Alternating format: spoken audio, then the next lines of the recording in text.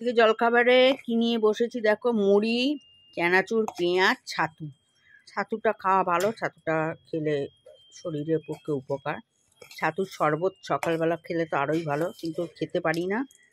ঠিক আছে, খেলেই হয়, বাড়িতে ছাতু আছে যদিও, তবুও তাকে বললাম আজকে রুটি খাবো না, ভাল লাগছে না।